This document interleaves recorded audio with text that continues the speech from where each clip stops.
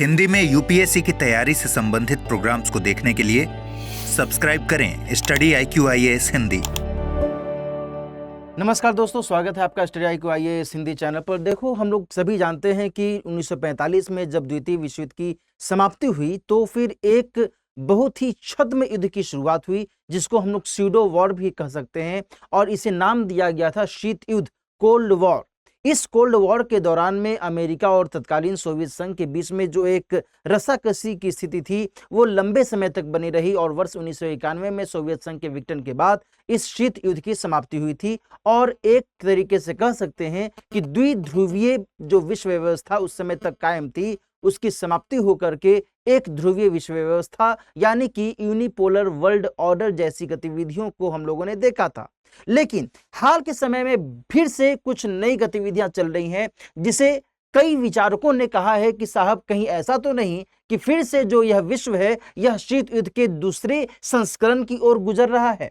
Cold war 2.0 या फिर नए शीत युद्ध के तौर पर इसे कई सारे विचारकों ने, कई सारे विद्वानों ने अपने अपने स्तर पर इसे नाम दिया है, इसका नामकरण किया है। लेकिन यहाँ पर यह समझने वाली बात ये हो जाती है कि आखिर जिस शीत युद्ध की परिस्थितियों के बारे में हम लोगों ने 1945 से 1990 के दौरान में देखा था, क्या वैसी ही शीत युद्धकालीन परिस्थितियां विद्यमान हैं वर्तमान में भी, या फिर इससे अलग कुछ ऐसी गतिविधियां हैं जिसके चलते हम इसे शीत युद्ध के नए संस्करण के तौर पर देख रहे हैं। आखिर रूस और उत्तरी कोरिया के बीच में हाल ही में बीते समय में जिस तरीके से एक बहुत ही महत्वपूर्ण रणनीतिक साझेदारी पर हस्ताक्षर किया गया है, इस हस्ताक्षर के क्या कुछ परिणाम हैं और इस परिणाम के क्या कुछ असर हमारे ऊपर दिख सकते हैं, यानी कि भारत के ऊपर भी दिख सकते हैं, इन सभी विषय वस्तुओं को हम लोग आज की चर्चा में खंगालेंगे। आइए चर्चा की शुरुआत करते हैं और देखते हैं कि क्या सही में शीत युद्ध का जो दूसरा संस्करण है ये चल रहा है। दोस्तों, मैं अपनी तरफ से ये आपको स्पष्ट कर देना चाहूंगा कि चाहे वह कोई भी युद्ध हो, चाहे वह शीत युद्ध हो, चाहे वह विश्व युद्ध हो, है ना, ये सारी जो गतिविधियां, ये सारे जो टर्म हैं, निश्चित तौर पर एक ऐसी अस्थिरता की स्थिति को दर्शाते हैं जिससे हमारे विश्व को कभी नहीं जूझना चाहिए। आने वाले दशकों में, आने वाले समय में हम जिस तरीके से आगे बढ़ रहे हैं, यह कोशिश होनी चाहिए सभी विश्व नेताओं के संदर्भ में कि उनके द्वारा ऐसे कदम अपनाए जाएं ताकि ऐसी स्थितियों से फेस टू फेस न होना पड़े। लेकिन कई बार ऐसी जो वारदातें हैं, कई बार ऐसी घटनाएं घट जा रही हैं जिसके चलते एक क्वेश्चन मार्क जैसी स्थिति उभर जाती है कि साहब क्या तृतीय विश्व युद्ध होने वाला है। और कई लोग तो बहुत अधिक रोमांचित हो जाते हैं कि देखो अरे तृतीय विश्व युद्ध हो जाएगा। बड़ा ही अचरज लगता है कि आखिर तृतीय विश्व युद्ध जैसी संभावना को हम क्यों इतना अधिक प्रोवोक करते हैं, क्यों हम इसको इतना अधिक एडवर्टाइज करने की कोशिश करते हैं। ये क्या अच्छी बात हो सकती है क्या हमारे समाज के लिए, हमारी मानवता के विकास के लिए? क्या शीत युद्ध जैसी स्थिति यदि फिर से पनपेगी तो क्या ये हमारे सभी सामाजिक गतिविधियों के लिए अच्छी बात हो सकती है क्या? बिल्कुल नहीं हो सकती। लेकिन ऐसी स्थितियां पनप रही हैं जिसके बारे में आपको जानना जरूरी है। एग्जामिनेशन के पॉइंट ऑफ व्यू से यदि पूछा जाए कि नॉर्थ कोरिया और पुतिन साहब यानी कि रूस के राष्ट्रपति के बीच में जो हाल में समझौता हुआ है, जो पैक्ट साइन किया गया है, इसका क्या इमीडिएट इंपैक्ट पड़ सकता है और क्या ये शीत युद्ध काल की स्थिति को दर्शा रहा है, तो ऐसे में आपको इसके बारे में जानकारी होगी, तब आप उसका एक उपयुक्त आंसर दे सकेंगे। इसी लिहाज से हम लोग इस टॉपिक को आज विस्तार से चर्चा करेंगे और इससे जुड़े हुए अलग अलग पक्षों को देखेंगे, जिसमें पहला पक्ष है कि आखिर साहब क्या हस्ताक्षर किया गया है। पुतिन साहब ने किम जोंग उन के साथ में मिलकर के ऐसी क्या बात कर ली, ऐसे कौन से मुद्दे पर हस्ताक्षर कर लिया कि इतना ज्यादा बवाल हो रहा है। दूसरी बात हम लोग ये भी समझेंगे कि आखिर जिस शीत युद्ध के बारे में हम लोग बात कर रहे हैं, शीत युद्ध के नए संस्करण के बारे में बात कर रहे हैं, ये दरअसल कब हुआ और इससे संबंधित क्या कुछ गतिविधियां रही, इसको भी ब्रीफ में समझेंगे। बहुत अधिक डिटेल में तो मैं नहीं जाऊंगा, लेकिन ब्रीफ में आपको जरूर इंडिकेट कर दूंगा कि आखिर इसमें क्या कुछ गतिविधियां चल रही थी। देन आफ्टर हम लोग ये बात करेंगे, समझेंगे कि साहब सोवियत संघ और रूस यानी कि तत्कालीन USSR और वर्तमान के रूस और उत्तरी कोरिया के बीच का जो संपर्क है, जो संबंध है, ये क्या बहुत ही पुराना है ना? कहीं ऐसा तो नहीं कि जन्म जन्म का ये नाता है, या फिर इस नातेदारी में कहीं कुछ रुकावट तो पहले नहीं आई है। इन सभी चीजों को हम लोग देखेंगे और दिन इसी हिसाब से हम लोग आगे एक एक करके बातचीत करेंगे। पहली बात मैं आपको बताऊं कि जिस महत्वपूर्ण बिंदु पर हस्ताक्षर किए गए हैं उसमें पहला है कि भाई समग्र रणनीतिक साझेदारी हम दोनों मिलकर के करेंगे। कॉम्प्रिहेंसिव स्ट्रेटेजिक पार्टनरशिप की बात कर रहे हैं और इस कॉम्प्रिहेंसिव स्ट्रेटेजिक पार्टनरशिप के अंतर्गत इनका यह मानना है कि देखो साहब, हम पश्चिमी देशों के अगेंस्ट में एकजुट हो रहे हैं, हम उनको चुनौती देने की कोशिश कर रहे हैं।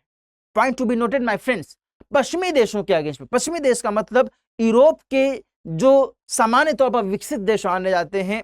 जो अमेरिका है, इनके अगेंस्ट में ये जो साझेदारी है, ये साझेदारी काम करेगी। पहली बात तो आप ये समझिए। दूसरी बात यहां पर यह कही जा रही है साहब कि देखो भाई, हम चाहते हैं कि एक न्यायपूर्ण विश्व व्यवस्था बने, एक जस्ट वर्ल्ड ऑर्डर बने। जस्ट वर्ल्ड ऑर्डर का मतलब ऐसा न हो कि किसी एक देश को ही बहुत अधिक तरजीह दिया जाए और बाकी के देश जो है धूल फांकते रहें,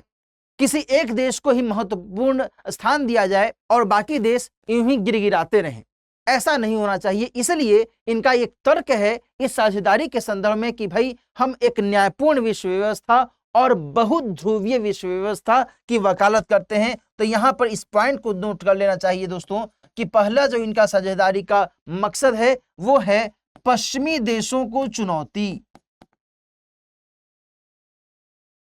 दूसरा जो इनका मकसद है कि भाई हम चाहते हैं कि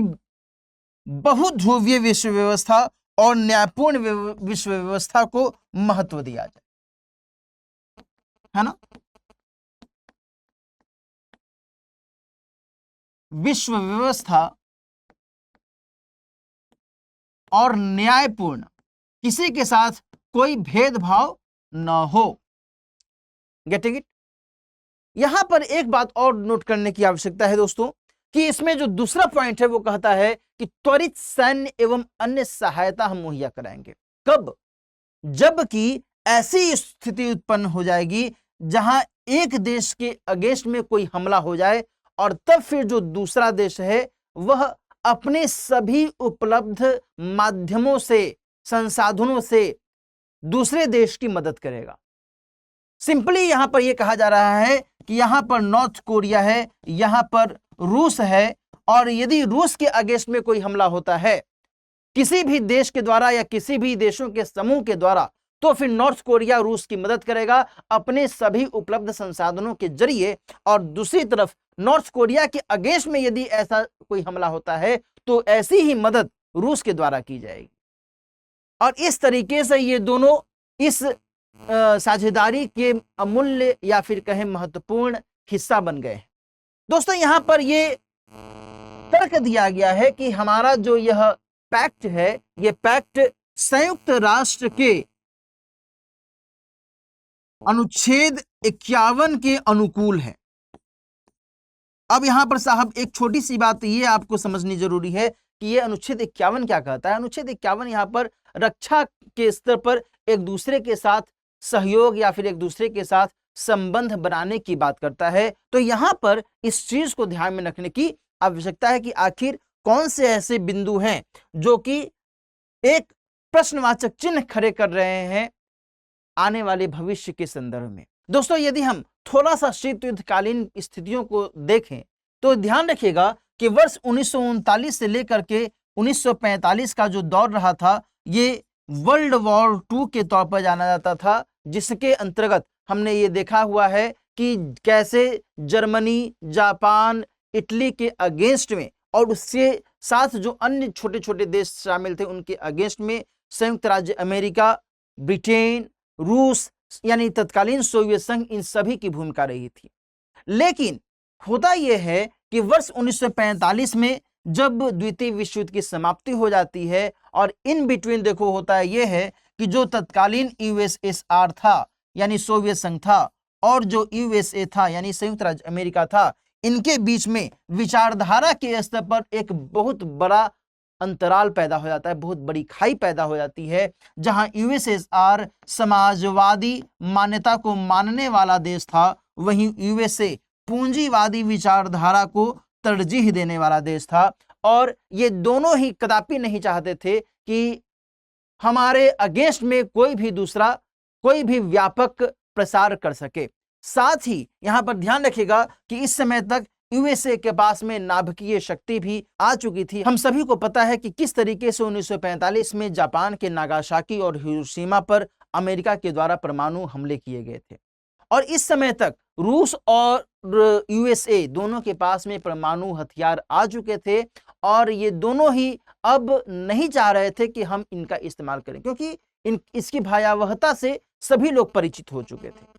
इसलिए इस भयावहता को मद्देनजर रखते हुए और साथ ही अपने प्रभाव को विस्तारित करने के संदर्भ में इन दोनों के नेतृत्व में कई सारे सैन्य संगठन बनाए गए। ध्यान से समझिएगा, कई सारे ऐसे जो सैन्य संगठन बनाए गए, जहां एक तरफ यूएसएसआर ने अपनी समाजवादी छत्रछाया में कई सारे देशों को शामिल करने की कोशिश की, वहीं दूसरी तरफ अमेरिका ने भी ऐसी ही गतिविधियों को अंजाम दिया, और इसी के परिणाम स्वरूप लगातार जो गतिविधियां चलती रहीं 1991 तक विभिन्न स्तरों पर उतार चढ़ाव की स्थिति देखी गई। इसमें कहीं एक बार 1950 से 53 के बीच में कोरियाई युद्ध जैसी स्थिति उत्पन्न हो जाती है, तो कहीं 1961-62 के समय में क्यूबा संकट जैसी स्थिति उत्पन्न हो जाती है, तो कहीं वियतनाम युद्ध जैसी स्थिति उत्पन्न हो जाती है। और इन्हीं से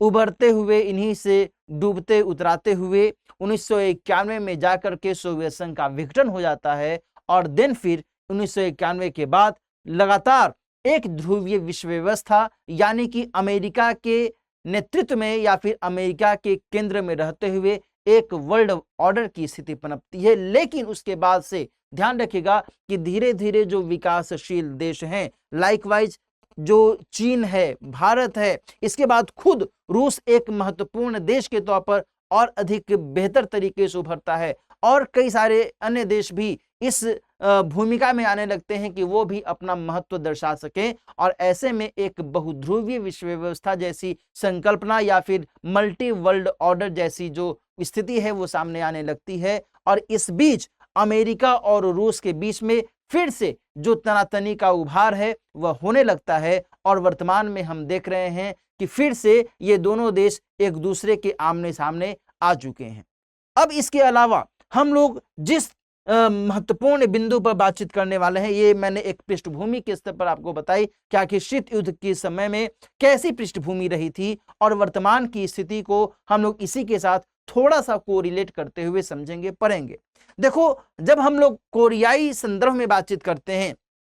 जिस उत्तर कोरिया के संदर्भ में हम लोग बातचीत कर रहे हैं, तो यहाँ पर एक जो इसकी पृष्ठभूमि है वो आपको ध्यान में रखने की जरूरत है कि 1945 में जब द्वितीय विश्व युद्ध की समाप्ति हुई, तो फिर जहां एक तरफ यूएसएसआर के प्रभाव में कोरियाई प्रायद्वीप का उत्तरी हिस्सा आने लगा था, जिसमें मजदूर, किसान जैसे जो लोग थे वो उसके प्रभाव में आने लगे थे, वहीं जो उत्तरी हिस्से से असंतुष्ट लोग थे वो दक्षिणी हिस्से में, यानी कि कोरिया प्रायद्वीप के दक्षिणी हिस्से में बसने लगे थे, जिसे अमेरिका के द्वारा कहीं ना कहीं समर्थन दिया जा रहा था। और इसी बीच 38वीं जो समानांतर रेखा है, यानी कि 38वीं जो उत्तरी अक्षांश रेखा है, इसी को एक बाइफर्केशन के तौर पर माना गया कि ये उत्तरी हिस्सा होगा और ये दक्षिणी हिस्सा होगा। और इसी के बाद दोस्तों ध्यान रखिएगा कि वर्ष 1950 से 53 के बीच में एक युद्ध की स्थिति पनप जाती है,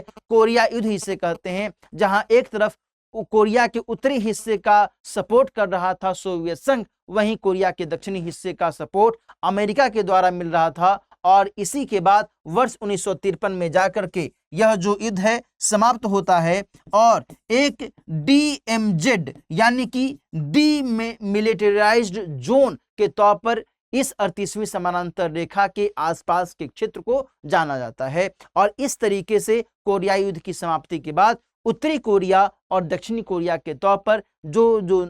ये जो नए देश हैं ये उभरते हैं, जहां उत्तरी कोरिया की राजधानी प्योंगयांग मानी जाती है, वहीं दक्षिणी कोरिया की राजधानी सियोल के तौर पर जाना जाता है। दोस्तों यहाँ पर इस बात को भी समझिएगा कि ये जो इलाका है ये पीत सागर या येलो सी के तौर पर जाना जाता है, और ये जो इलाका है ये जापान सागर के तौर पर जाना जाता है। ये जो आप देख रहे हैं इसका एक हल्का सा हिस्सा जापान का ही ये हल्का सा हिस्सा यहाँ पर आपको दिख रहा है। यहाँ चीन की सीमा उत्तरी कोरिया वाले हिस्से से टकराती है, वहीं रूस की भी जो सीमा है वह उत्तरी कोरिया वाले हिस्से से टकराती है। जहां उत्तरी कोरिया है इसको DPRK यानी कि democratic people's republic of Korea के तौर पर भी जाना जाता है, और वहीं जो साउथ कोरिया है इसको ROK यानी कि रिपब्लिक ऑफ कोरिया के तौर पर भी जाना जाता है। तो ये इसकी एक पृष्ठभूमि है जो आपको जानने की जरूरत है। देन फिर हम लोग 1953 से लेकर वर्तमान तक की जो गतिविधियां रही हैं इसको यदि हम खंगालें तो दोस्तों ध्यान रखिएगा कि 1953 से लेकर के 1991 के बीच में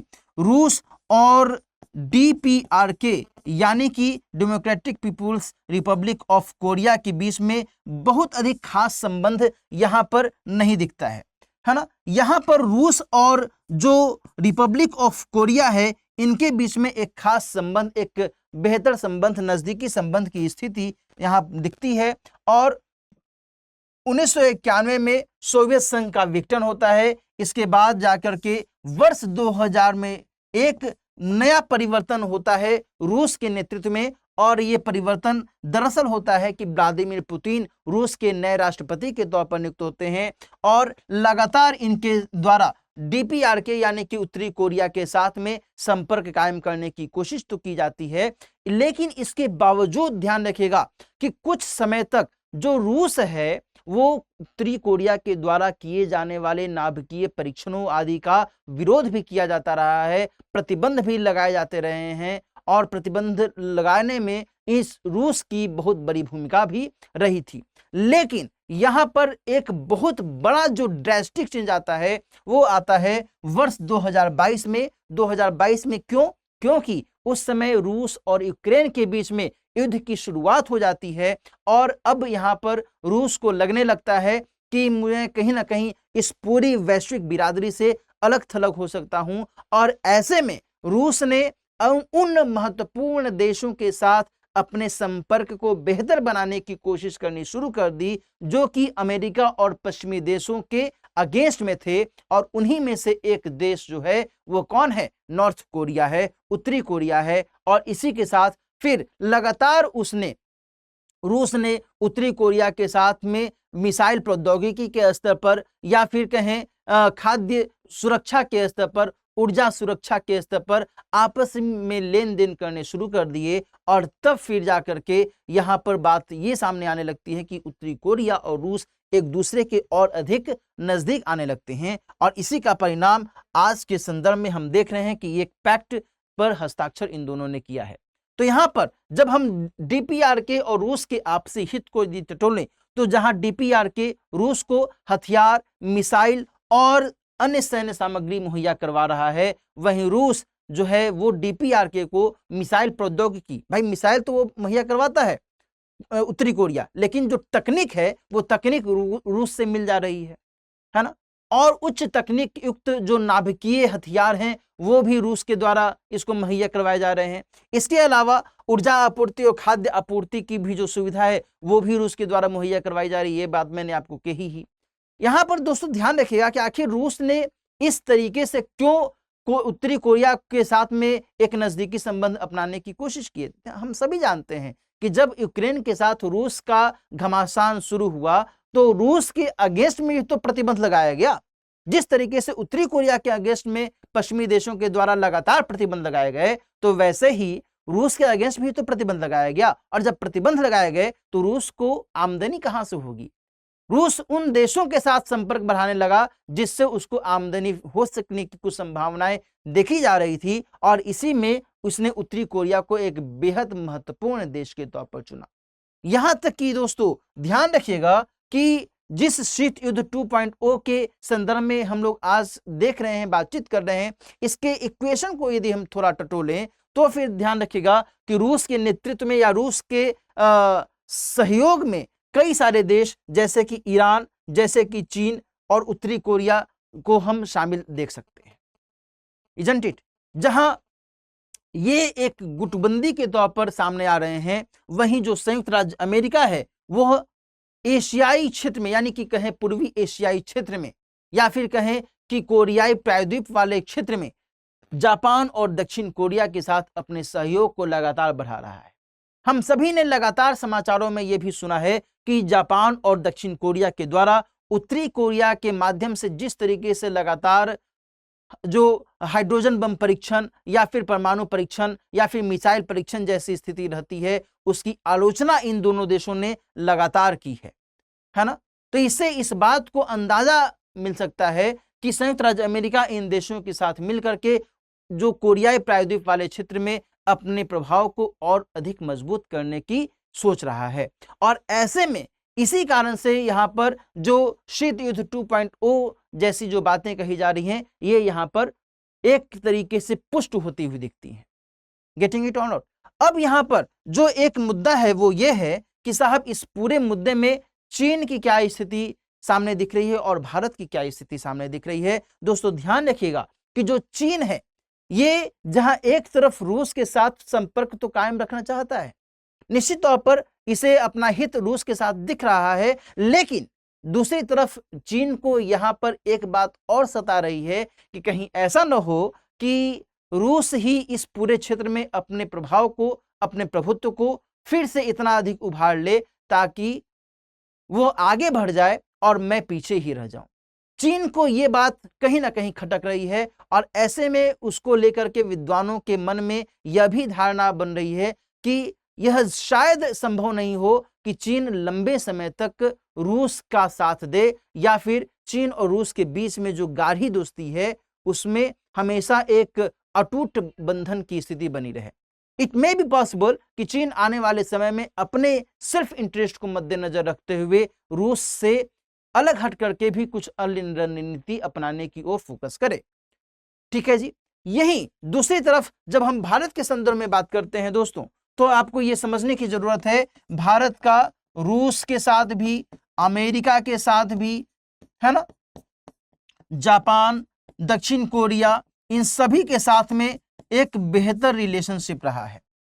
निश्चित तौर पर हम यह नहीं कह सकते कि भारत और चीन के बीच का जो रिलेशनशिप है वो बेहतर है, लेकिन भारत ने हमेशा संतुलन की नीति को अपनाने की पेशकश की है। लेकिन इन सभी के बावजूद भारत और रूस के बीच में तो बेहतर संबंध रहा ही है, इससे कोई इनकार नहीं कर सकता। रूस के द्वारा भारत को लगातार हथियारों की आपूर्ति की जाती रही है, अब बहुत ही कमाल के हथियार आपूर्ति किए जाते रहे हैं। S-400 जो मिसाइल प्रौद्योगिकी है, मिसाइल है, वो रूस के द्वारा भारत को दिया गया है। भारत ने अमेरिका के साथ संबंध को एक तरीके से संतुलन की दृष्टिकोण से भी देखा है, इजंट इट।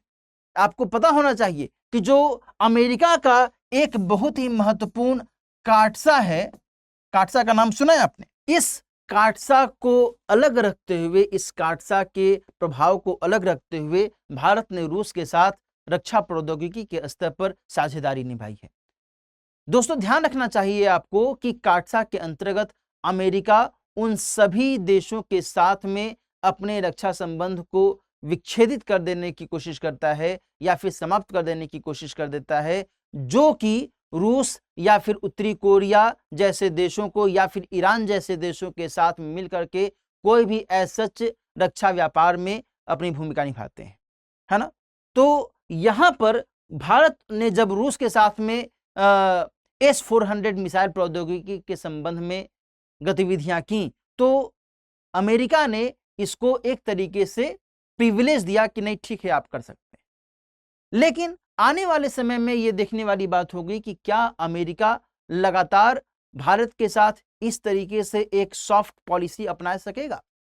या फिर भारत को कहीं ना कहीं एक विकल्प की तलाश करनी ही होगी। ये सारी बातें भी यहां पर आपको ध्यान में रखने की जरूरत है। वहीं भारत के बारे में हम सभी जानते हैं कि ये चतुष्कोणीय सुरक्षा संवाद यानी कि क्वाड्रिलेटरल सिक्योरिटी डायलॉग का भी हिस्सा है। भारत ब्रिक्स का भी हिस्सा है जिसमें रूस भी है, चीन भी है। गेटिंग इट और नॉट। भारत G20 में भी बहुत बड़ी भूमिका निभाता है। तो ऐसे में भारत को इस नए उभरते समीकरण के मद्देनजर अपनी स्थिति को और अधिक बेहतर तरीके से डिमार्केट करने की जरूरत होगी ताकि वह अपनी विदेश नीति के स्तर पर और अपने नेशनल इंटरेस्ट के स्तर पर, राष्ट्रीय हित के स्तर पर एक सही कदम उठा सकने में सक्षम हो और किसी भी स्तर का कोई भी दबाव उसे न झेलना पड़े। गेटिंग इट और नॉट? तो ये सारी जानकारियां यहां पर आपको होनी चाहिए। इस ब्रीफ डिस्कशन के जरिए मैंने कोशिश की कि जो उत्तरी कोरिया और रूस के बीच में जिस तरीके से एक बहुत ही महत्वपूर्ण साझेदारी हुई है, इसके क्या परिणाम हो सकते हैं और इस साझेदारी के संदर्भ में अन्य क्या कुछ आयाम उभर रहे हैं, इसको आपके साथ में क्लैरिटी के साथ डिस्कस किया जाए। मैंने कोशिश की है कि इससे आपको समझने में आसानी हो। इसी के साथ एक और महत्वपूर्ण सूचना मैं आपको दे दूं कि 26 जून से स्टडी IQ IAS की P2I बैच की शुरुआत शाम में 6 बजे से की जा रही है। यदि आप सिविल सेवा परीक्षा की तैयारी कर रहे हैं और आप चाहते हैं कि बहुत ही बेहतर तरीके से GS के कंप्लीट कोर्स को अवेल किया जाए, तो दिलीप लाइव कोड का इस्तेमाल करते हुए मात्र 29,999 रुपए में इस कोर्स को आप ज्वाइन कर सकते हैं और इसके जरिए आप अपनी परीक्षा की तैयारी को बेहतर रूप प्रदान कर सकते हैं। तो इस बैच में आपका स्वागत है। जल्द से जल्द इसमें एडमिशन लीजिए और अपने सपने को साकार कीजिए। मिलते हैं फिर किसी और टॉपिक के साथ। अपना ख्याल रखिए। All the best. हिंदी में UPSC की तैयारी से संबंधित प्रोग्राम्स को देखने के लिए सब्सक्राइब करें स्टडी IQ IAS हिंदी।